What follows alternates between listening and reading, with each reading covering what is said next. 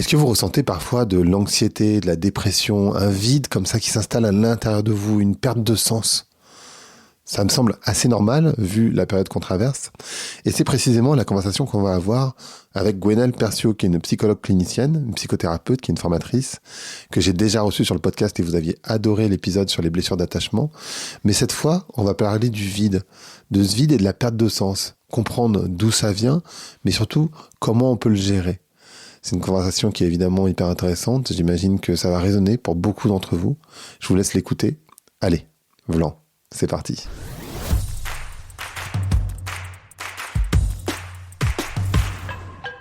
Bonjour à toutes et bonjour à tous. Bonjour Gwenaëlle. Bonjour Grégory. Je pose systématiquement la question, mais je pense qu'elle va prendre encore plus de sens dans notre conversation aujourd'hui. Comment ça va ? Ça va plutôt bien, malgré l'époque vachement challengeante et difficile. Mais étonnamment, ou même peut-être grâce à ça, je me sens bien. On va en parler. Ah, c'est intéressant que tu dises grâce à ça, tu vas bien. Sur ton bouquin, donc on va parler de perte de sens, de dépression, de solitude, qui sont des sujets qui sont pas très joyeux a priori, mais qui sont essentiels parce qu'on est très nombreuses à les ressentir, parfois de manière quotidienne, parfois de manière épisodique. Pourquoi tu commences le livre en parlant du vide intérieur en particulier ? Le sentiment de vide intérieur, c'est d'abord un ressenti qu'on a tous à un moment ou un autre de notre vie. On dit que c'est quelque chose d'existentiel, dans le sens que c'est inhérent au fait d'être là. Et on peut pas traverser la vie sans avoir des moments où on se sent dans ce mal-être lié à un sentiment de vide, déjà. Et puis, j'ai voulu en parler là maintenant à travers ce livre parce qu'on est dans une société où c'est encore plus fort que probablement lors des décennies précédentes. Et j'avais vraiment envie de parler du sentiment de vide individuel, parce qu'évidemment la société est d'abord composée d'individus, mais aussi le vide qui est propre à notre façon de vivre en fait, à notre manière d'être ensemble.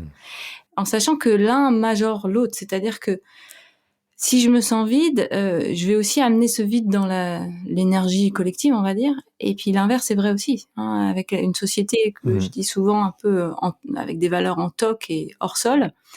Ça n'aide pas les individus à se sentir à l'inverse plein, vivant, vibrant. Donc je trouve que c'est un sujet qui a toujours existé, d'une part, mais qui est peut-être encore plus fort et résonnant en chacun en ce moment. Et surtout depuis 2-3 ans, avec la crise majeure qu'on connaît tous. C'est hyper intéressant ce que tu dis, parce que c'est vrai qu'avec le développement, pardon pour cette phrase, avec le développement du développement personnel, je m'excuse par avance, on a l'impression que tu vois, tout est sur tes épaules, c'est-à-dire... si t'arrive des trucs difficiles, tu peux en faire quelque chose, ça veut dire quelque chose pour toi. Si, j'en sais rien, il se passe si, juste respire, ça va aller mieux, etc., etc. Et au final, ce que tu dis, c'est que la société, elle est un peu dysfonctionnelle. Donc en fait, ne pas se sentir bien dans cette société, c'est quasiment un signe de bonne santé, quelque part. Est-ce qu'on peut dire ça ? Ah oui, il y a une phrase qui est très connue de Krishnamurti qui dit... que se sentir mal dans une société malade, c'est effectivement signe d'une bonne santé psychique.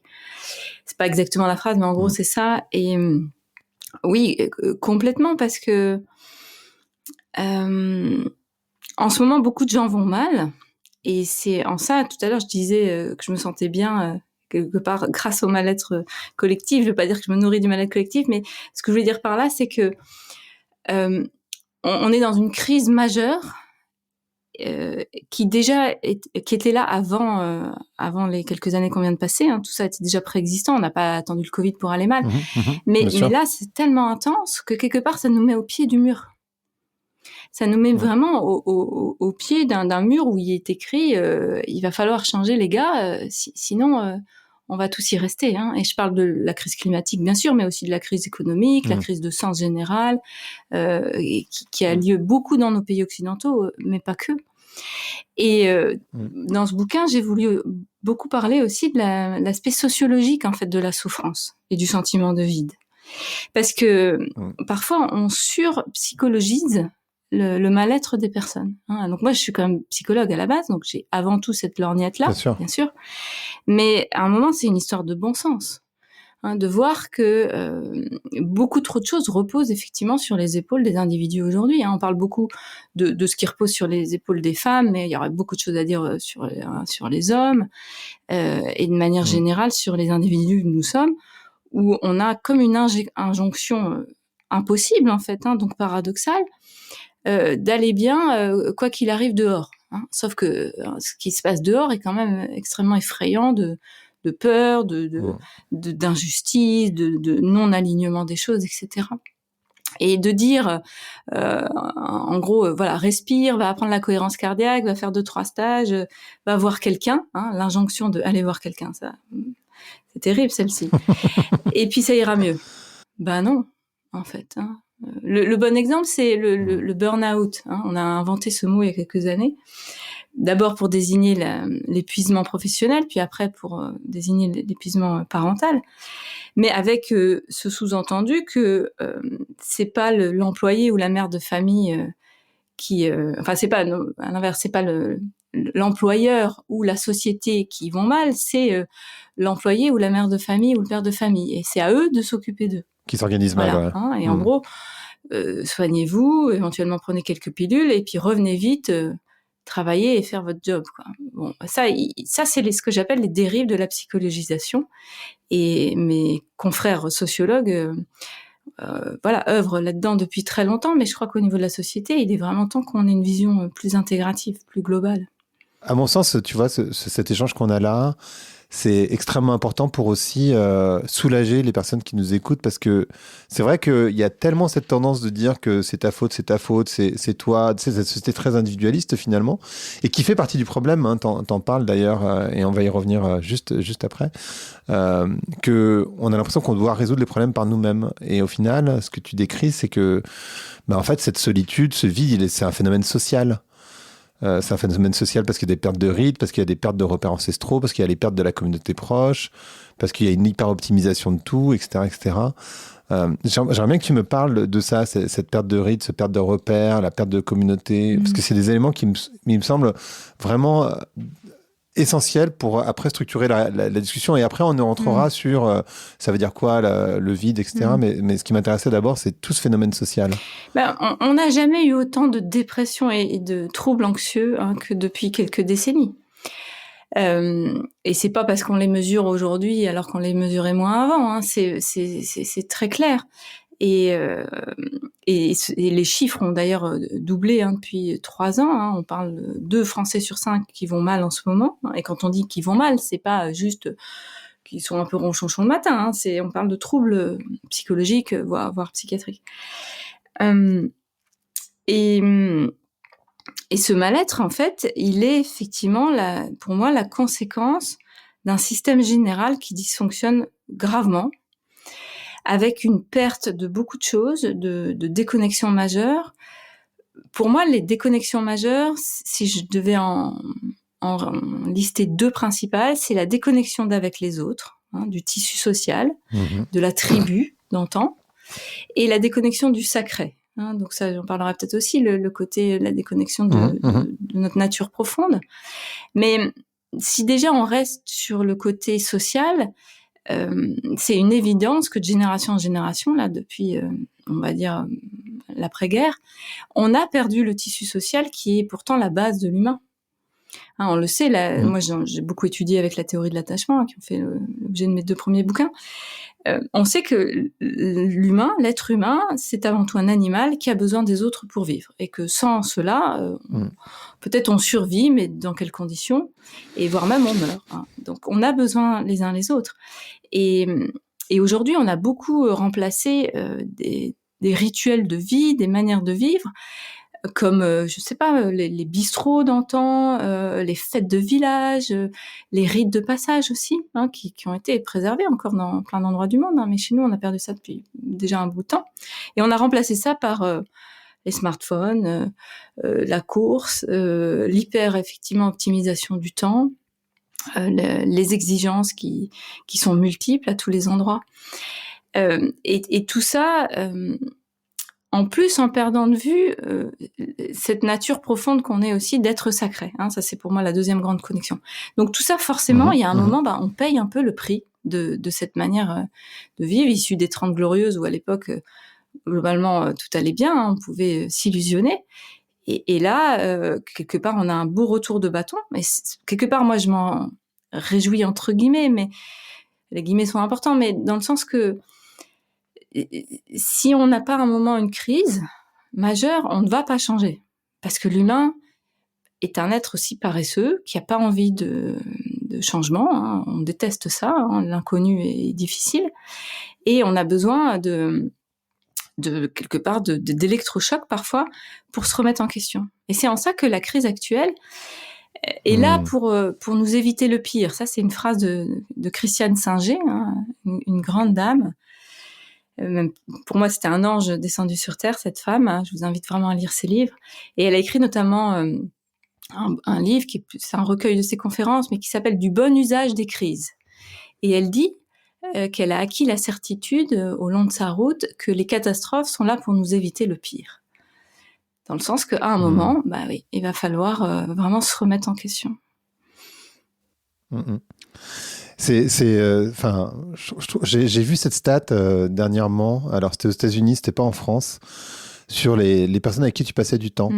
Et en fait, tu vois au cours de la vie, donc jusqu'à 20 ans, tu passes du temps avec ta famille, évidemment, parce que c'est tes parents. Enfin, pour la plupart des gens, hein, évidemment, c'est une moyenne.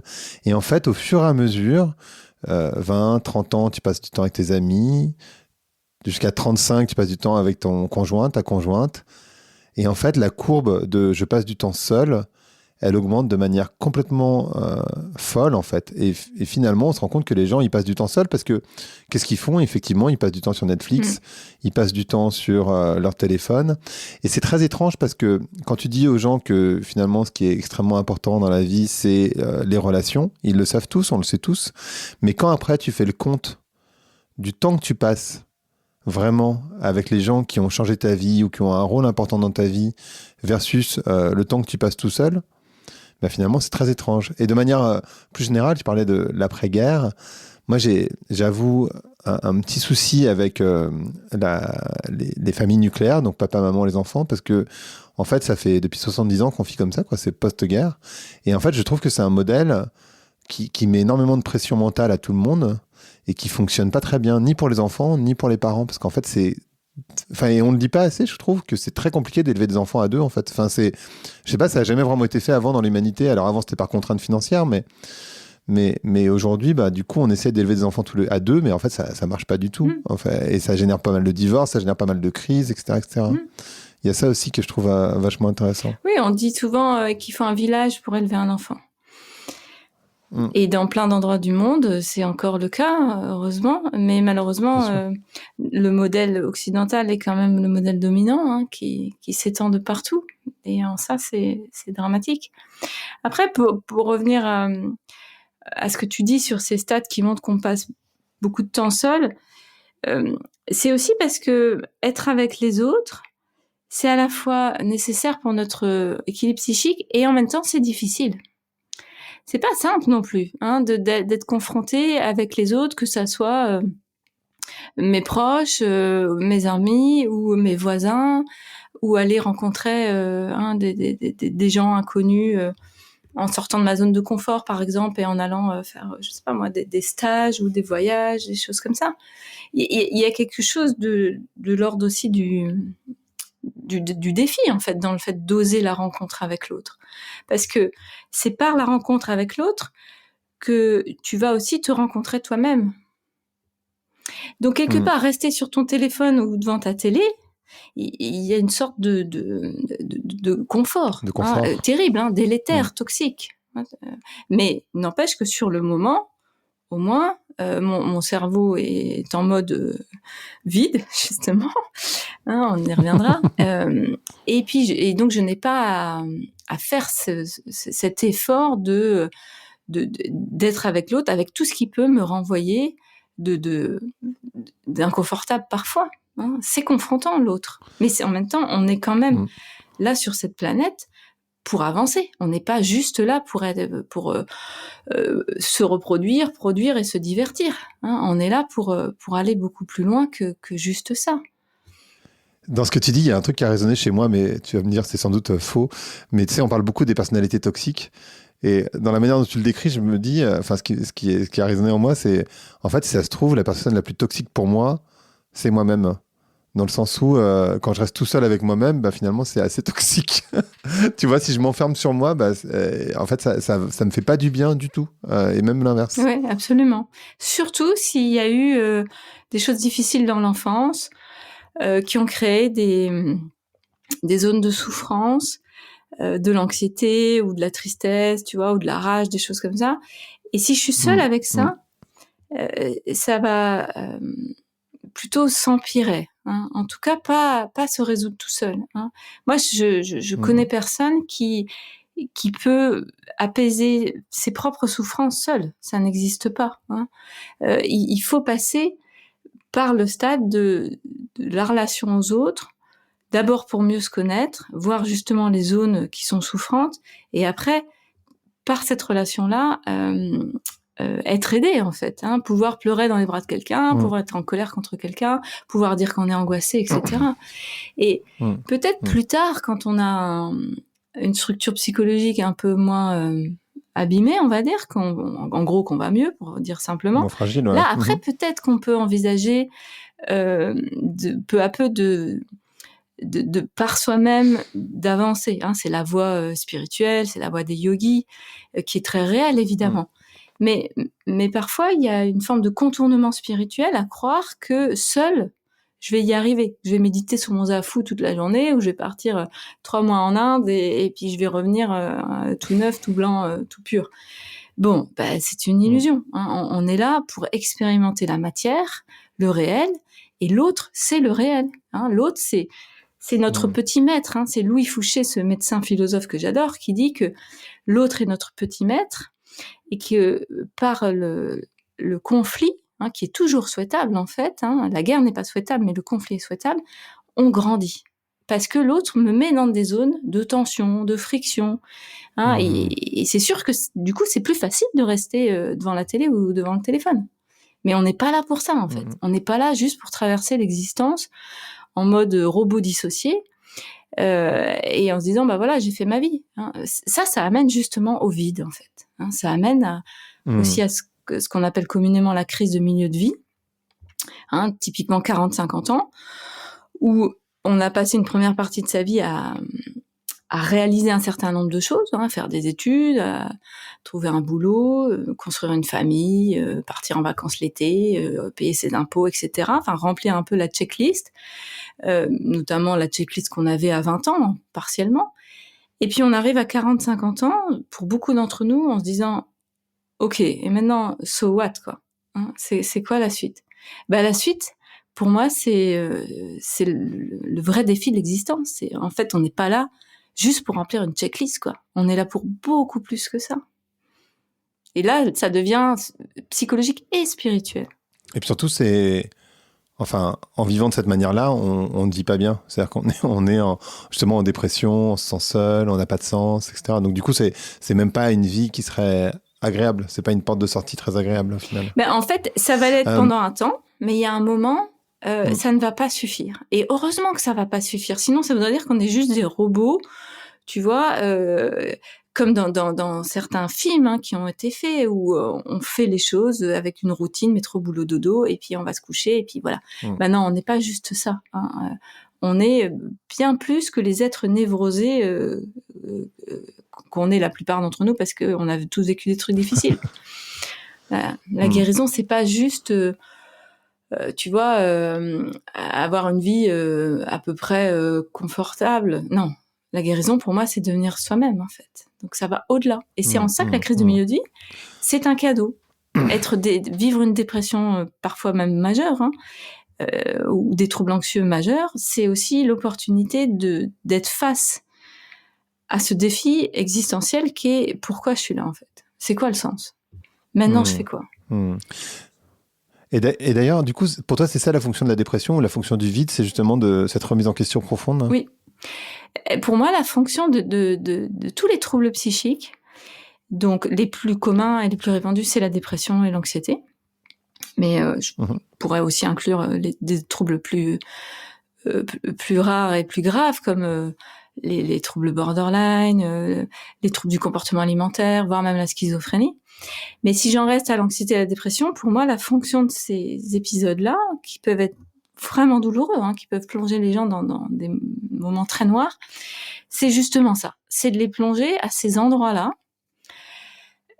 quelque part de les coincer entre guillemets, mais dans un objectif de dépassement de nos simples névroses. Alors qu'est-ce qu'on appelle la névrose, peut-être c'est important que j'explique. La névrose, c'est quand on a vécu des choses pas simples, et on en a tous vécu, et qu'on a refoulé ça, et qu'on se dit mais non, je suis pas triste, mais non, je suis pas en colère, mais non, ça va aller, et puis je vais continuer avec un masque social, le persona, comme dit Jung, et je vais faire ce qu'on attend de moi, ce que la société attend de moi, et ça va aller. Mais en attendant, je peux me sentir mal par moment, je peux me sentir coupable, je peux avoir aussi des douleurs somatiques, etc. Mais on peut avancer toute une vie comme ça, en fait. Et ça, c'est quelque part la psychopathologie de la moyenne, c'est-à-dire que la plupart des gens, on vit comme ça. Et beaucoup d'auteurs comme Jung, par exemple, mais bien d'autres aussi, ont dit que Maslow aussi, Abraham Maslow, qui était un grand maître de la psychologie humaniste, disait que on doit aller plus loin que ça. On doit aller plus loin que simplement être pas trop mal, en fait. On doit actualiser notre plein potentiel. Et Maslow disait qu'on a tous en nous une tendance à l'auto-actualisation de notre potentiel, c'est-à-dire que on a tous en nous, en fait, des besoins d'accomplissement, de transcendance, d'accomplir ce pourquoi on est là, en fait. Donc, ça peut être spirituel, mais même avant d'être spirituel, c'est aussi tout simplement accomplir ce qu'il y a de plus beau en nous. Et on a tous un talent particulier. Donc, par exemple, ça peut être aller jusqu'au bout de ma compétence d'écoute de l'autre. Ou mon talent de sentir la terre et d'y faire pousser des magnifiques carottes, par exemple. Ou encore d'être ingénieux et de trouver des solutions qui vont faciliter la vie des gens. Ou tant d'autres, en fait, talents. Et ça, tu vois, on n'est pas encore dans la sphère de la spiritualité. Là, on est juste dans l'idée qu'on a tous en nous quelque chose de beau, d'unique, qui fait que si on n'était pas là, on manquerait, en fait, à l'humanité. Et d'accomplir ça, pour moi, c'est bien au-delà que de simplement avoir une vie à peu près correcte, quoi. Et puis après, tu peux aller plus loin sur sur un côté spirituel, sur le fait qu'on retrouve notre nature profonde d'être tous reliés les uns aux autres. Et en fait, quand je t'entends parler, ça me fait penser à un élément dont tu parles dans le livre, qui est l'impuissance acquise. Déjà, est-ce que tu peux nous expliquer ce que c'est que l'impuissance acquise, et nous expliquer ensuite comment on s'en sort? Est-ce que c'est par l'action? Comment ça marche? Donc, l'impuissance acquise, on parle aussi parfois de résignation acquise. C'est un concept qui a d'abord été développé par un psychologue américain qui s'appelait Martin Seligman dans les années 60, qui était un spécialiste de la dépression. Et il voulait comprendre ce qui amenait les gens à vivre des dépressions, surtout les dépressions qu'on appelle résistantes. Je déteste ce mot, mais moi je dis plutôt dépression chronique, c'est-à-dire des dépressions qui durent de longs mois, voire souvent même des années. Donc Seligman, il voulait comprendre qu'est-ce qui fait que les gens s'installent dans cet état-là, où le corps souffre terriblement, et qui peut amener au suicide. Et il a découvert, notamment avec des travaux avec des animaux, que l'impuissance acquise, elle arrive quand on a essayé un certain nombre de fois de changer son quotidien, d'agir en fait, et qu'on n'y arrive pas. Et on est en fait au bout d'un moment, effectivement, si on subit des échecs comme ça répétés liés à nos actions, on tombe en fait dans un état un peu d'apathie, de perte d'élan vital, où on n'arrive plus à agir, à faire le pas suivant. Et c'est ça qui amène à la dépression. Une vraie dépression, c'est vraiment je n'arrive plus à me lever, j'arrive plus à emmener mes enfants à l'école, tout me coûte, je peux plus aller bosser souvent, et puis bien sûr tout ce qui va avec, problème de sommeil, d'appétit, etc., irritabilité, etc. Et ce qu'a compris Seligman, c'est que et c'est pour ça que la société en ce moment est selon moi dépressive en fait, c'est que effectivement quand on essaye d'agir mais qu'on n'y arrive pas, à un moment inévitablement on arrête d'agir. Et c'est ça l'impuissance acquise. Donc tu peux le trouver dans plein de situations, par exemple la parentalité. Moi j'ai 2 enfants qui sont ados maintenant, et je trouve que c'est un des plus grands défis de l'existence. Ça et le couple aussi, le couple c'est sacrément difficile. Surtout à 2, c'est ce que j'allais dire. Et non, mais on en revient à ce que je disais tout à l'heure. Mais c'est ça, la relation sur le fait avec d'élever les des autres. enfants à 2, quoi. La relation avec les autres. Donc élever des enfants, c'est quand même un sacré défi. Et on revient à ce qu'on disait, effectivement, qu'avoir une tribu autour de soi, c'est quand même mieux. Mais donc, si je suis dans la situation classique, famille mononucléaire, alors imaginons en ville, avec des moyens peut-être limités en plus, une crise sociétale comme la crise Covid qui vient par-dessus. Enfin, tu vois, il y a un moment, en fait, t'as l'impression que tu vas jamais y arriver, quoi. Donc, le corps, à ce moment-là, il va se mettre en mode veille, et ça peut s'appeler donc la dépression. Et la dépression, c'est en fait un arrêt de l'énergie, temporaire, mais qui peut durer très longtemps, où je suis en mode vraiment, tu vois, c'est comme un téléphone qui est en mode économique, quoi. Tu continues à fonctionner, tu ne meurs pas, mais tu es dans une espèce de vie par défaut, en fait. Quoi. Et on sait aussi, de par notre compréhension quand même de cette maladie, puisque ça peut en devenir une, que ça nous empêche aussi de nous suicider. Donc c'est pas très fun ce que je dis là, mais moi qui travaille en psychiatrie, je connais bien ça. En fait, l'état dépressif, ce ralentissement de tout le corps et des idées aussi, ça empêche aussi de passer à l'acte. Parce que parfois, quand tu perds le sens de ta vie, que tu trouves que finalement, il y a plus de souffrance que de joie, tu peux avoir légitimement envie de partir, quoi, de quitter cette existence, ça paraît logique. Eh bien, la dépression, elle arrive aussi pour te protéger de ce passage à l'acte. Ça, c'est la première fonction de la dépression, et pour moi, la deuxième grande fonction de la dépression. Donc, la première fonction, elle est à court terme, empêcher de passer à patresse, et la deuxième, elle est beaucoup plus existentielle, beaucoup plus profonde. Et j'en reviens à ce que j'ai dit tout à l'heure, c'est te mettre face à ta vie, à ta façon de vivre, pour remettre en question des choses. Donc, par exemple, un burn-out professionnel, c'est une dépression. C'est pour remettre souvent en question ton boulot. Ton lieu de boulot, par exemple, ça peut être juste changer de boîte, mais parfois c'est changer de métier. Ça peut être aussi changer de lieu de vie, ça peut être changer complètement d'existence. Et la dépression et l'anxiété, c'est vrai aussi, mais à un degré moindre, elles ont cette fonction-là, de dire « Hé Coco, ça va pas en fait, il va falloir changer quelque chose ». Et c'est en ça que cette société dépressive actuellement est en crise, elle est aussi à un niveau sociétal pour nous aider à changer. Hyper intéressant. Et alors, au niveau individuel, pas au niveau sociétal, mais au niveau individuel, par quoi on passe? Comment on fait pour sortir de ce vide? Alors, c'était déjà ta question aussi. Comment on sort aussi de l'impuissance acquise? Eh bien, par plusieurs choses. Évidemment, il n'y a pas de recette magique, ça serait trop simple, parce que on est là aussi, selon moi, on est incarné sur cette planète aussi pour vivre ça, en fait, pour traverser ça, ces moments de vide, de souffrance,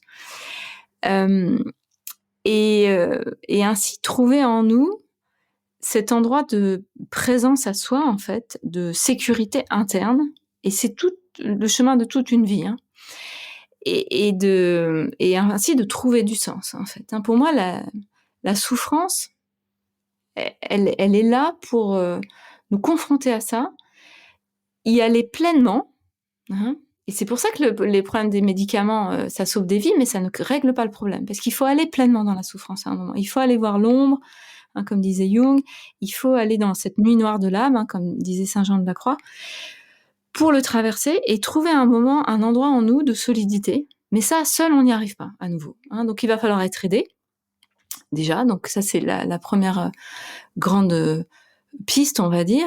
C'est donc trouver du soutien, que ça soit auprès de ses proches ou auprès de professionnels quand il y a besoin. Et puis après, il y a l'action, en fait. Tu vois, l'antidote de l'impuissance acquise, c'est la puissance acquise parfois. Surtout chez les gens très déprimés, parfois ils traînent ça depuis toujours. Moi, j'ai eu des patients, je pense des personnes qui étaient déprimées depuis l'enfance en fait. Donc tu vois, l'impuissance, elle est acquise solidement. Donc là, il va falloir renverser ça. Donc c'est là où évidemment seul c'est juste impossible, bien sûr. Parfois, il faudra des aides importantes de professionnels pour un moment, tu vois, repartir dans une autre dynamique du premier petit pas. Et ce qu'on voit beaucoup avec les gens dépressifs, c'est le travail dans les institutions, mais aussi des professionnels comme les psychologues en ville, où c'est le bon sens, c'est de trouver le premier petit pas. Et ce premier petit pas, parfois, c'est écouter un podcast comme le tien, par exemple. Lire un bouquin. C'est bien vu. Ou sortir ses baskets et juste aller dehors, tu vois. Appeler une copine. Regarder peut-être la télé, mais un truc qui me fait du bien, tu vois, qui me redonne en fait une petite flamme à l'intérieur. Et ça, c'est le premier petit pas qui va m'aider peu à peu à retrouver la puissance. Prendre un chien ou prendre un animal de compagnie, j'ai vu. Ouais, ça, les animaux. Et j'ai trouvé ça hyper intéressant. Bien sûr. Les animaux, c'est... Pourquoi et comment C'est magnifique, les animaux. C'est pas pour rien que c'est les compagnons de l'humain depuis toujours. Et puis, déjà, ça nous rappelle notre nature animale, moi, je trouve. Avoir un animal chez soi, c'est remettre du sauvage dans notre vie. Tu vois, c'est remettre aussi du bon sens. C'est remettre du terrien là où on est dans une société complètement hors sol. Donc déjà, tu retrouves, rien qu'en caressant un chat ou en sortant ton chien, quelque chose qui est déjà en toi. Et puis après, l'animal, il va te reconnecter en fait à l'énergie de vie, tout simplement. Il va aussi souvent te pousser à aller vers les autres. Il n'y a rien de mieux qu'avoir un chien, par exemple, pour sortir d'une dépression, parce que tu es obligé de le sortir. Donc tu es obligé de te sortir toi-même. Et puis tu rencontres d'autres gens qui ont des chiens aussi. Et puis après, là, on parle des chiens, des chats, mais on sait aussi que l'équithérapie, par exemple, avec les chevaux, ça, c'est formidable. Alors, les dauphins, c'est plus difficile à accéder, mais il y a des vertus, en fait, de plein d'animaux pour sortir, tu vois, de nous-mêmes, en fait. Et alors, je t'ai coupé parce que tu disais, ça, c'est le premier point, c'est repasser à l'action. D'ailleurs, ça me faisait penser... Quand tu disais ça, je me disais, bah oui, mais si de manière empirique, donc dans mon expérience de vie finalement, à chaque fois que j'agissais, ça fonctionnait pas, comment j'arrive à me... C'est quoi? C'est cette sorte de petit pas? Comment je fais pour me prouver? C'est un premier petit pas. Qu'en fait, ça peut fonctionner? Parce qu'en fait, quand tu es dans une dépression qui s'est installée, donc dans l'impuissance acquise, tu as cette croyance qui est fausse en fait, mais que tu prends pour vérité, c'est le propre des croyances, que de toute manière, quoi que tu fasses, ça marchera pas. C'est le fameux à quoi bon de la dépression. Sauf qu'en fait, c'est faux. C'est une croyance de ton esprit.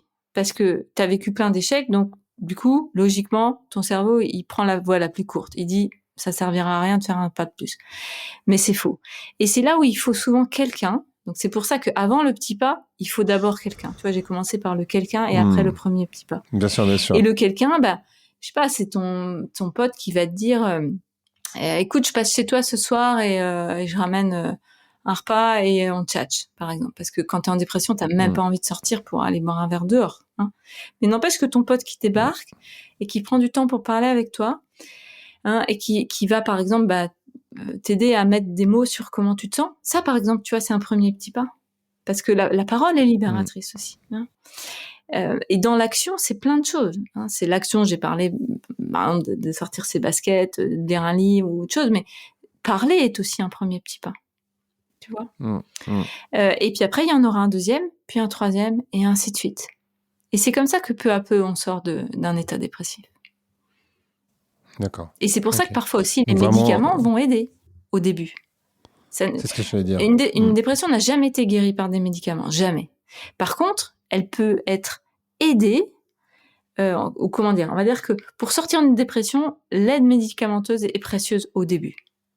Tu vois, ça remet de la batterie dans une voiture qui n'en a plus. C'est comme ton pote justement qui arrive, qui met les fils sur ta batterie et puis qui remet un peu de jus, puis toi tu reprends la route. Et là, du coup, vu que il y a un minimum de batterie, tu peux reprendre ton chemin. C'est à ça que ça sert des médicaments, et c'est précieux. D'accord. Ouais, non, mais c'est vrai que c'est important parce que, enfin, il y a plein de gens qui, en même temps, c'est tellement connoté qu'il y a plein de gens qui veulent vraiment pas y aller. Alors moi, j'ai eu cette chance de pas avoir d'événements suffisamment durs pour pas avoir besoin de prendre des antidépresseurs. Mais c'est vrai que pour les personnes qui sont autour de moi et qui peuvent être dans ces situations, que ce soit l'entourage proche ou les personnes qui sont ciblées entre guillemets, bah du coup il y a une vraie connotation quoi. À prendre des antidépresseurs, Ah oui. c'est un acte qui est difficile émotionnellement, Mm. je pense. Et puis si on peut utiliser d'autres moyens, c'est mieux. Hein, il y a quand même, Oui. tu vois, en phytothérapie ou autre, hein, il faut aller voir un naturopathe. Il y a quand même des choses qui peuvent déjà aider. Mais quand à un moment la dépression est installée depuis longtemps, bah, c'est pas mal quand même d'avoir une petite aide, tu vois. Mais ça veut dire, tu as raison, ça veut dire montrer sa vulnérabilité. Et ça, c'est pas facile, Hmm. hein, de dire à quelqu'un, à un proche ou à un médecin, bah là, je vais pas bien, aidez-moi. Parce qu'on est dans une société où on Hmm. nous dit l'inverse quand même.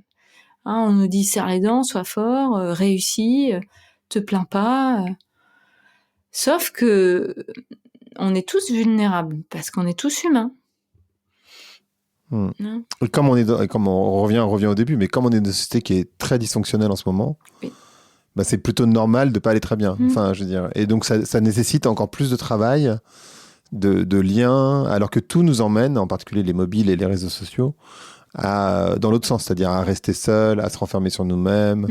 Mm. Il y a plus de lieux sociaux, enfin où il y a beaucoup moins de lieux sociaux parce que tu parlais des bars, des Mm. PMU, etc. Mais moi j'ai un ami dernièrement qui est parti en vacances avec des potes et il me disait mais en fait on était tous sur nos téléphones en permanence et si on n'avait pas eu nos téléphones ça aurait été des vacances complètement différentes parce qu'on se serait parlé, on aurait sans doute joué à des jeux de société, on aurait fait des trucs. Mm. Et là, tout le monde est sur son écran en train de regarder WhatsApp. Enfin, WhatsApp, encore, c'est pas le problème, mais Instagram, TikTok ou autre. Et ça, pour le coup, c'est plus un souci. Oui. Sauf si ça devient un usage social et que tu partages. Et là, c'est différent. Bah, c'est comme tout, en fait, il y a rien à diaboliser, mais c'est l'usage qu'on en fait.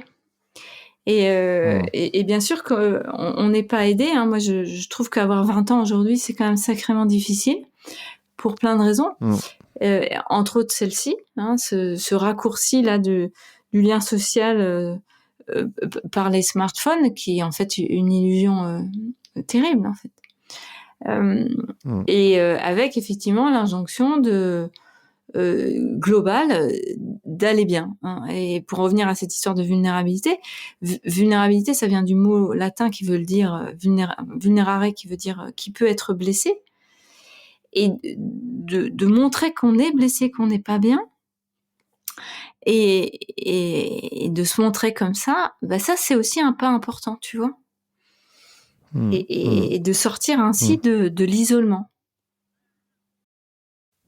Je comprends. Et est-ce que des personnes qui font des crises d'angoisse, par exemple, ça s'associe à ça? C'est-à-dire c'est des personnes qui ont une forme de dépression qui vient. Comment toi, tu lis les crises, enfin, des grosses crises d'angoisse, j'entends. Oui. Alors, les deux grands modes de mal-être, on va dire, majeurs, hein, c'est la dépression et l'anxiété. Et on a tous une tendance à être soit plutôt dépressif, soit plutôt anxieux quand les conditions sont défavorables. Réunis. Après, il y a des choses un peu plus compliquées comme la psychose et autres, mais les deux grands modes, c'est ça. Donc, si tu veux, c'est un peu comme une dominante en nous. Et quand on se sent vide, parce que la vie, en fait, ne nous nourrit pas comme elle devrait, donc typiquement la crise de milieu de vie que j'ai mentionnée tout à l'heure, et ben soit on va être mal sur un mode dépressif, donc là c'est plutôt la tristesse, le ralentissement, quelque chose, tu vois, qui est très dans la perte d'énergie, on va dire. Soit je suis sur un mode anxieux, qui est à l'inverse plutôt une suractivation du système physiologique, avec un cerveau qui tourne là à l'inverse trop vite, et surtout sur des thèmes qui font peur. Et plutôt tourné vers le futur en fait. Hein. La dépression est plutôt tournée vers le passé. On va plutôt, tu vois, être nostalgique d'avant, que c'était mieux avant, que ta. L'anxiété, c'est plutôt le futur qui fait peur. Le futur, ça peut être demain matin ou dans 1 an ou dans 10 ans. Hein. Et dans l'anxiété, tu as quelque chose qui donc tourne trop vite et sur des thèmes négatifs, mais qui a finalement la raison de fond est la même que la dépression. Dans les 2 cas, c'est le vide, en fait, qui provoque soit des pensées tristes, soit des pensées anxieuses. C'est juste des manières différentes de réagir, qui sont, selon moi, plutôt innées, mais qui ont la même cause. Et parfois, tu as bien sûr un mix des 2. Et les médecins, ils appellent ça un syndrome anxio-dépressif. Donc ça, c'est une grosse famille fourre-tout. Et c'est pas mal que ça soit un peu des fois mixé, parce que c'est pas le plus important, c'est pas de savoir si on est plutôt dépressif ou anxieux. Le plus important, c'est de comprendre, déjà d'identifier qu'on va pas bien, et après de comprendre d'où ça vient. Et souvent, donc c'est là où on descend encore plus bas, c'est une perte de sens. Et c'est là où on va en fait être amené à descendre, tu vois, à contacter en fait. Qu'est-ce qui fait que je suis si anxieux ? Qu'est-ce qui fait que je suis si déprimée ? C'est parce que ma vie en ce moment, elle me convient plus. Et peut-être depuis longtemps. Et que pendant un bout de temps, j'ai un peu colmaté ça avec plein de choses liées à la vie moderne. Mais que là, en fait, je tiens plus. Et c'est là où je vais, on dit décompenser en psychologie, c'est-à-dire que il y avoir un effondrement, en fait, tu vois, des défenses psychologiques, soit sur un mode dépressif, soit sur un mode anxieux, soit un mix des 2, un truc un peu indéfini, où là, souvent, ce qui suit après, c'est souvent arrêt de travail, et tutti quanti, quoi. Et d'ailleurs, le livre, il parle beaucoup de la perte de sens et de retrouver du sens. Et il y a un élément, avant qu'on rentre là-dedans, qui m'intéressait. Tu dis dans le livre qu'il y a une partie de notre cerveau qui est responsable de la gestion du sens. Et ça m'a surpris parce que je n'étais pas du tout au courant. Est-ce que tu peux nous en parler un petit peu ? Oui. Alors là-dessus, moi, je vous invite à lire l'excellent bouquin de Sébastien Boller qui s'intitule « Où est le sens ?» Et donc, c'est quelqu'un qui a étudié ça de très près, avec plein de ressources scientifiques, et il nous explique que effectivement à l'intérieur de notre cerveau il y a une structure qui est responsable de la mise en sens de notre quotidien, et que l'humain est biologiquement programmé pour trouver du sens quoi qu'il arrive, parce que ne plus trouver de sens dans ce qu'on vit, c'est terrible. En fait, ça rend dépressif, anxieux, voire ça rend fou. En fait, ça nous met dans un endroit où l'humain ne peut pas faire face. Donc, cette structure de notre cerveau, quand le monde devient imprévisible, tu vois, qui commence à manquer un peu de connu, donc qui commence à faire peur en fait, avec tu vois des incertitudes, et qu'est-ce qu'on vit depuis 3 ans, on vit que ça. Eh bien cette petite structure dans notre cerveau, elle s'active, on le voit très clairement en neuroimagerie, on est capable de voir ça. Cette structure, en gros, c'est un signal d'alarme qui dit ça ne va pas, là ça devient trop incertain, trop imprévisible, j'ai peur en fait. Donc si j'ai peur, il faut que je baisse ma peur.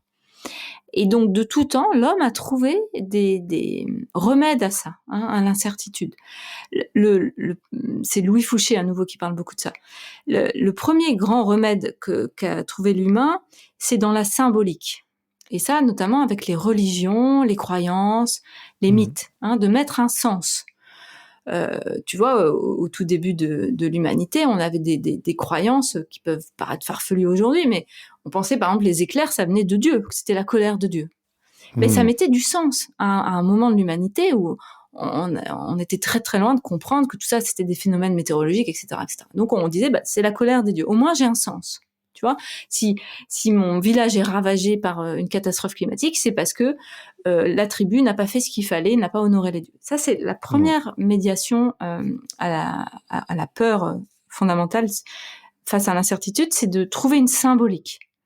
Et c'est en ça que les religions ont structuré en fait notre société pour qu'on tienne en fait. Et c'est aussi pour ça qu'on va mal aujourd'hui, c'est qu'on a perdu en fait. Pas tant les religions, parce que les religions, c'est pas ça qui compte, c'est le sens spirituel de l'existence, tu vois. Donc ça, c'est le premier remède à l'incertitude. Le deuxième, c'est les autres. à nouveau. C'est la tribu, c'est le être ensemble, c'est le plaisir de vivre avec les autres, toutes les peurs, les colères, les tristesses que ça génère, mais aussi toutes les joies, l'amour, la paix, la compassion, toutes les émotions positives. Et ça, à nouveau, depuis 3 ans, on a été empêchés d'être en lien avec les uns avec les autres. Donc c'est pour ça aussi qu'on va mal. Et puis enfin, le troisième remède qu'a mis en place l'humain pour faire face à l'incertitude, c'est la technologie. Et la technologie aujourd'hui, c'est principalement ça qui est utilisé pour faire face à l'incertitude. Alors c'est des trucs très concrets, genre ton colis il est en retard. Tu as un petit SMS de la poste qui te dit ne vous inquiétez pas, il arrive demain. Eh bien, si c'est un truc important que tu attendais, tout de suite tu redescends un peu en stress. Ça c'est un micro exemple, mais parce que la vie elle est faite comme ça de micro stress en fait. Et puis les technologies plus avancées pour gérer notre stress, c'est par exemple, je parlais de la foudre et de la météo, c'est aujourd'hui tous les moyens technologiques qu'on a par exemple pour anticiper les choses. Quand t'es agriculteur, c'est quand même vachement pratique. Et puis je parle aussi dans le bouquin, je crois que je le mentionne, par rapport à la santé aussi, de savoir à l'avance que grâce à tes bilans sanguins et autres, tu as moins de chances de développer telle maladie ou tout ça. Ça peut être rassurant et en même temps, c'est un vrai piège. C'est un vrai piège aussi tout ça, parce que d'être tellement maintenant dépendant de la technologie pour plein de choses, que ce soit pour ton colis ou pour ton bilan sanguin, eh bien, ça nous met aussi, tu vois, dans des craintes qu'on n'avait pas avant, en fait. Avant, tu tombais malade, tu l'apprenais quand t'étais, tu vois, à 40 degrés de fièvre dans ton lit, et pas quand un médecin t'avait dit « Ouh là là, votre bilan est mauvais, vous risquez de faire ci ou de faire ça ». Et ce qui donne beaucoup plus de chances de déclencher cette maladie ou cet autre problème, tu vois. Donc les 3 grandes remédiations, la symbolique, l'autre et la technologie, elles sont toutes indispensables, mais à bonne dose. En fait, tu vois, s'en remettre complètement à Dieu, comme à l'époque, c'était sûrement excessif. S'en remettre qu'aux autres, c'est aussi problématique, parce qu'il y avait des moments où si on va être seul, il va falloir faire face, tu vois. Et s'en remettre que à la technologie, c'est évidemment aussi une impasse. Donc, le remède doit être un savant dosage de tout ça, en fait. Et d'ailleurs, quand je t'écoute parler, je me dis, c'est vrai que quand il s'arrive quelque chose de malheureux, ou quand il arrive quelque chose de malheureux à quelqu'un, on dit, mais pourquoi ? Je sais pas, je pense à des trucs horribles, genre ton conjoint, ta conjointe, tes amis, tes enfants décèdent dans un accident de voiture. Mais il n'y a pas de raison, en fait. Malheureusement, c'est pas une expérience de la vie. Il n'y a pas forcément de sens particulier. Mais par contre, on a besoin d'en trouver un. Parce qu'on a besoin d'être soulagé d'une manière ou d'une autre. Oui, et donc c'est un très bon exemple. Et ça, on a besoin d'être soulagé. Donc, tu vois, par exemple, on sera peut-être soulagé si on apprend que le décès de cette personne, c'était lié à telle maladie, parce qu'il y avait ta. Donc ça, par exemple, tu vois, c'est parce qu'on a des connaissances. Mais parfois, c'est insuffisant. Donc là, il faudra l'aide des autres, par exemple, pour à un moment faire son deuil et par exemple, rencontrer quelqu'un d'autre, si c'est un conjoint qu'on a perdu, tu vois. Donc ça, c'est le lien aux autres qui va nous aider.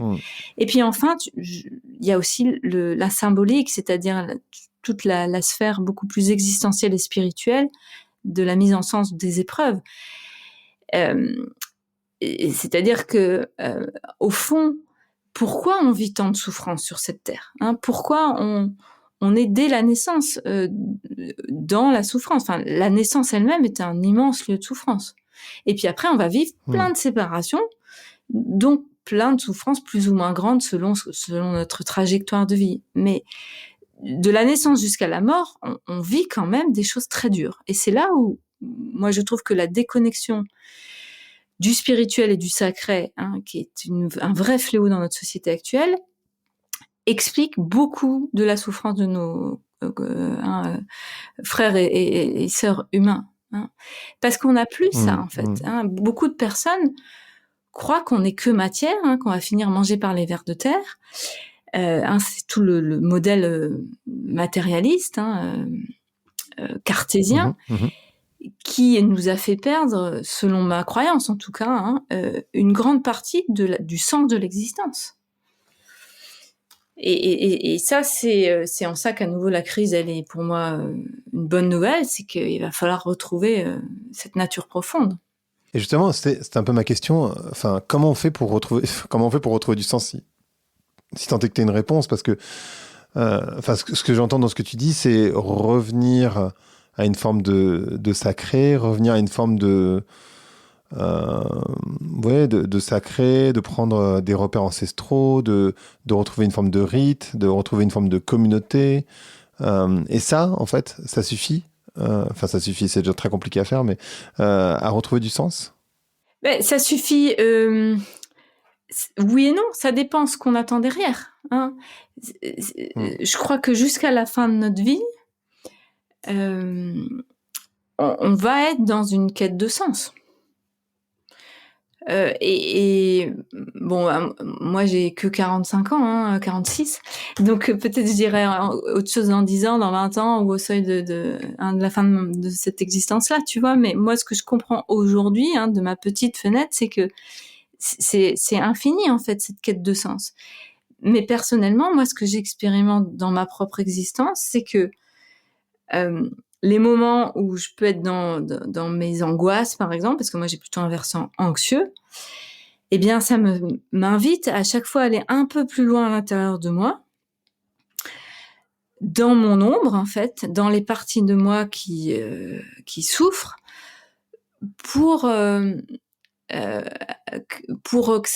chaque fois, tu vois, trouver du sens par exemple, à une angoisse. Me dire que je peux la traverser, que je vais pas mourir de mon angoisse, par exemple, et que plus j'arrive à contacter ces émotions profondes, donc chez moi c'est plutôt l'angoisse, et bien plus je suis aussi en contact, après, quand je vais mieux, avec les émotions agréables.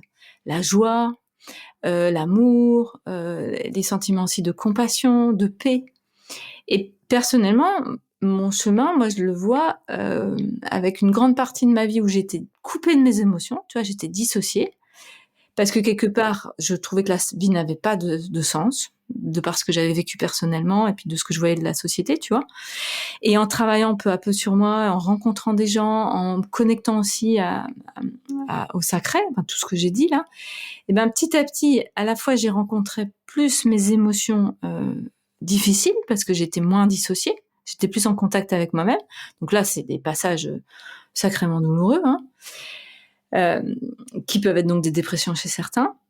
Mais en même temps que tu découvres ça, que tu découvres les ombres, en fait, tu découvres aussi la lumière, la beauté de la joie, partagée avec tes enfants, par exemple. Moi, je me sens beaucoup plus proche de mes gamins maintenant que quand ils étaient petits.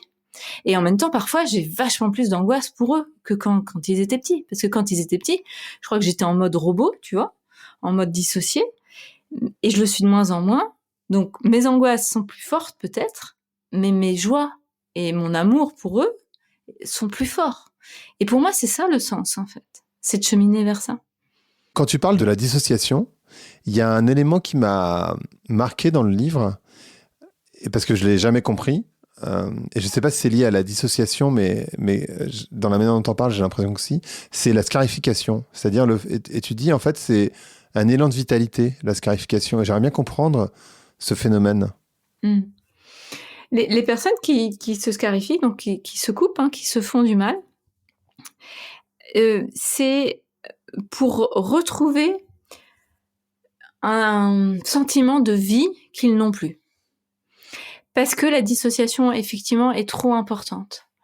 Donc, c'est pourquoi il y a des dissociations ? Parce qu'il y a eu des traumatismes graves, pour en arriver à ces extrémités, évidemment. C'est souvent des traumas importants et qui ont duré longtemps. Et donc, la personne, pour survivre à ce qu'elle a vécu, elle s'est dissociée, on dit. C'est-à-dire qu'elle s'est coupée de ses émotions. Et se couper de ses émotions, c'est d'abord se couper de ses émotions douloureuses, la colère, la tristesse, l'angoisse. Mais le problème, c'est que ça coupe pas de manière sélective. Tu fais pas la liste des émotions que tu vas couper. En fait, c'est toutes les émotions qui sont coupées. Donc, sont aussi éloignées de toi la joie, l'amour, la fierté, le plaisir en général. parce que c'est un package en fait. La dissociation, c'est un mode on-off, avec des variations quand même. Il y a des gens qui sont très dissociés, qui sont un peu dissociés, mais globalement, tout ce qui va être émotionnel va être amoindri, voire déconnecté. Donc quand tu vis ça depuis longtemps, eh bien c'est insupportable. Et ça, il faut effectivement, je pense avoir parlé longuement avec des gens qui vivent ça pour le saisir complètement quand on l'a pas vécu soi-même. Et moi, donc forcément en psychiatrie, j'ai beaucoup entendu des gens me parler de cette souffrance abyssale en fait, des personnes qui te disent mais je ne ressens rien, je suis vide, avec des images parfois où ils se décrivent eux-mêmes comme étant un puits, un trou, le désert ou un vide intersidéral du cosmos par exemple. Et ça, c'est pour l'humain, c'est insupportable. C'est insupportable. Donc il y a une partie de nous qui va déclencher quelque chose pour que la vie revienne. Et étonnamment, c'est vrai que de l'extérieur ça peut paraître étonnant, le fait de se couper, ça relance en fait une pulsion de vie à l'intérieur de soi. Pourquoi ? Déjà parce que t'as mal, tout simplement. Donc c'est très physiologique. En fait, tu as mal, donc tu ressens ton corps. Alors que jusque-là, tu avais l'impression de ne plus habiter ton corps. C'est ce que disent les gens. Ils disent « je ne suis pas là, je suis à côté de moi ». Donc déjà, tu as mal. La vision si souvent du sang, le rouge en fait du sang aussi te ramène. Tu as aussi au niveau physio, on le sait, un pic d'adrénaline notamment, d'hormones voilà de ce type-là, avec après des endorphines aussi qui font qu'il y a aussi un bien-être après. Et puis il y a même aussi au niveau des pensées quelque chose qui fait comme un shoot en fait.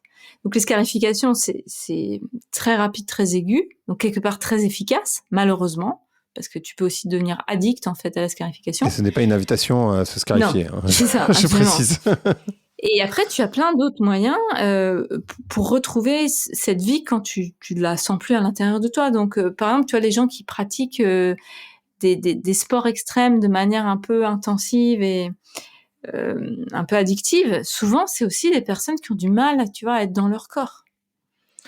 C'est vrai aussi du sexe, des conduites sexuelles comme ça, un peu excessives, on va dire. C'est vrai de toutes les substances.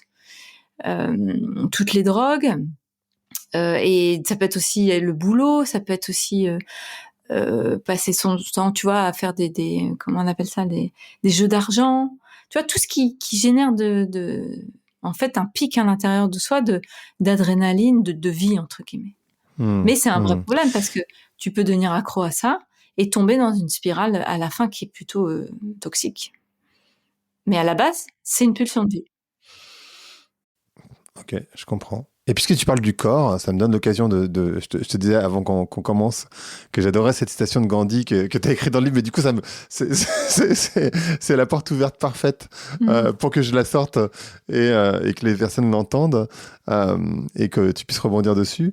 C'est prendre soin du corps est un essentiel pour que l'esprit puisse faire son travail quotidien et que l'âme ait envie d'y rester. Et j'avais trouvé ça hyper beau, effectivement, parce qu'on est dans une société tellement intellectualisée, tellement comment tu l'as appelé, psychologisée, oui. qu'on prend pas soin du corps. Non, et puis dans cette phrase, moi j'aime bien parce que elle reprend la triade essentielle que nous sommes, nous les humains, c'est-à-dire qu'on a un corps, un esprit et une âme. Et on est dans une société, effectivement, où le corps, on l'a oublié, l'âme aussi, souvent. Et on croit qu'on est des purs esprits. Ça, c'est tous les méfaits, en fait, de la philosophie cartésienne. Je pense donc je suis. Oui, je pense donc je suis, mais je suis aussi tellement d'autres choses. Je suis un corps qui vibre, qui est vivant, qui souffre, mais qui est aussi un corps de plaisir et de connexion à l'autre. Et puis je suis aussi, selon moi, une âme avec toute la dimension spirituelle. Et le corps est une porte majeure pour retrouver du sens. Parce que c'est par le corps d'abord que je souffre. Les crises d'angoisse, par exemple, pour ceux qui en ont déjà fait, ils seront d'accord avec moi, c'est très physique. T'as ton cœur qui s'emballe, tu sues, t'as l'impression que tu vas exploser. Enfin, c'est très très physique. Et la dépression, c'est très physique aussi. À l'inverse, c'est que t'es plus dans ton corps. Et puis avec tous les troubles aussi qu'on voit. Et puis il y a toutes les maladies sont, on le sait, très très souvent liés à des problèmes psychologiques, en tout cas qui s'allient à des causes biologiques, mais qu'on n'a pas réglées. Donc le corps est ce lieu d'alerte en fait de quelque chose qui ne va pas.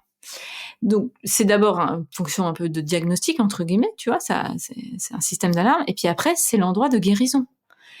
Parce qu'en prenant soin de son corps, déjà en ayant une qualité de vie la plus équilibrée possible, donc alimentation, sommeil, etc. Déjà, c'est prendre soin de ce véhicule sacré qu'on a, et on n'en a qu'un, pour cette incarnation en tout cas. Et puis, c'est aussi le lieu où tu vas aller rencontrer les origines de ta souffrance. Parce que le corps, c'est aussi le lieu de la mémoire. Quand tu as vécu un trauma dans l'enfance, par exemple, peut-être ton esprit il s'en souvient pas, mais ton corps, il s'en souvient.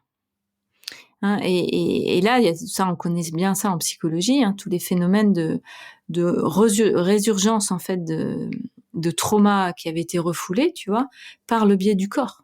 Les gens, par exemple, qui se mettent à avoir des problèmes somatiques qu'ils n'avaient pas avant, parce qu'en fait, il y a des traumas qui sont en train de remonter. Donc, on va aussi aller voir, grâce au corps, les endroits de souffrance non guéris. Et je te pose une question pour un ami auquel je pense qui a une théorie en parlant du corps et qui me dit que le sexe, ça peut permettre aussi de remettre de la joie, parce qu'en fait c'est très corporel par définition, et à moins d'avoir eu des traumatismes, ce qui est encore un cas un petit peu à part, ça peut te permettre de reconnecter aussi. Et lui, il défend beaucoup cette théorie, donc je voulais savoir ce que tu en pensais. Absolument. Le couple et le sexe sont des portes vers le sacré. Il y a beaucoup de personnes comme Christiane Singer, que je citais tout à l'heure, qui parlent de ça. Aruna Lipsich aussi en parle avec la voix de l'amoureux. Et puis c'est toute la philosophie du tantra, que moi je connais pas très bien, mais du peu que je sais, passer par le corps et le sexe peut permettre de vraiment de reconnecter à des parties lumineuses de nous, en fait. Et ça, c'est toute la voie du tantrisme qui est très précieuse et qui peut être aussi une source de guérison quand on a vécu des traumas graves, notamment sexuels, mais qui doit être fait toujours avec des gens très sérieux, très professionnels, parce qu'il y a aussi là, comme partout, parfois, un peu de tout, quoi. Mais oui, je suis bien d'accord avec ton ami. Ok, je note, j'enverrai l'épisode exprès.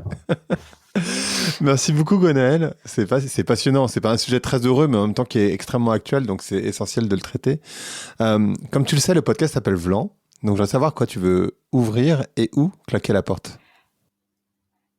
J'ai envie d'ouvrir à la reconnexion, à soi, aux autres et au sacré. Parce qu'on souffre en fait de déconnexion. Donc rouvrons un peu, tu vois, les portes en fait. Reconstruisons des ponts vers soi-même, vers l'autre, vers l'invisible aussi. Et donc ça peut commencer par... parce que je connais des gens qui sont très seuls, et je me dis ça peut commencer par... Parce qu'il y a des gens qui savent même pas par quelle boule prendre, tu sais, qui se sont rendus seuls au fur et à mesure, qui se sont enfermés dans leur solitude, ils l'ont créé finalement, leur solitude. Et du coup, ils savent plus très bien par quelle boule prendre. Comment tu reconnectes.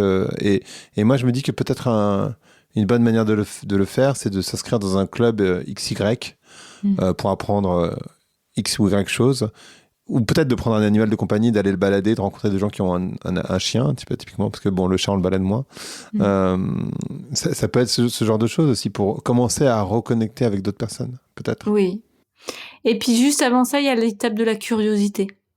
Redevenir un peu curieux. Curieux de son mal-être. Pourquoi je vais pas bien ? Tiens, je vais lire un bouquin, écouter un truc, et puis me mettre après en action. Ok. Ouais, c'est l'action qui compte, pas que l'intellectualisation. Eh oui, toujours. On n'est pas des êtres désincarnés qui flottons dans l'air, tu vois. On est des êtres avec un corps de matière, donc qui souffre, mais qui est aussi un lieu de grande joie.